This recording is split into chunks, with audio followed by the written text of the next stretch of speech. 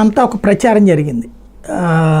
అల్లు అరవింద్ వచ్చి పవన్ కళ్యాణ్ కలిశారు, టికెట్ల రేట్లు పెంపడానికి సంబంధించి అట్లాగే సహకరించమని చెప్పి మెగా అభిమానులకు పిలుపునివ్వమని అడిగారని.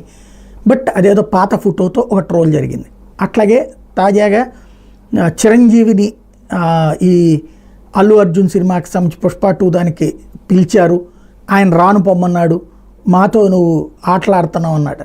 అది ఇదంతా ప్రచారం చేసింది పవన్ అభిమానులు లేదా జనసేన అభిమానులు. వీటి మధ్యన ఇప్పుడు అల్లు అర్జున్ నిన్న ఓపెన్, అంటే ఇప్పటిదాకా కేరళలోనూ ఇతర రాష్ట్రాల్లో జరుగుతూ వచ్చినటువంటి ప్రీ రిలీజ్ ఈవెంట్ నిన్న హైదరాబాద్లో జరిగింది.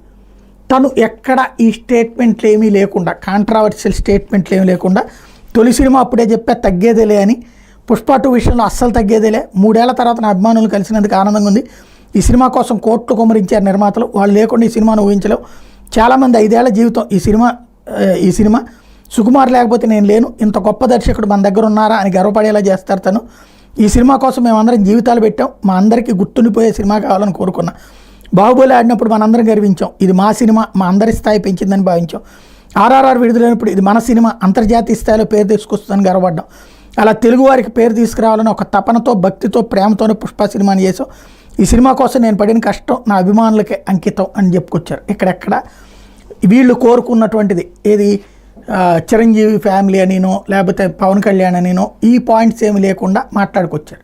ఇది అసలు ట్విస్ట్.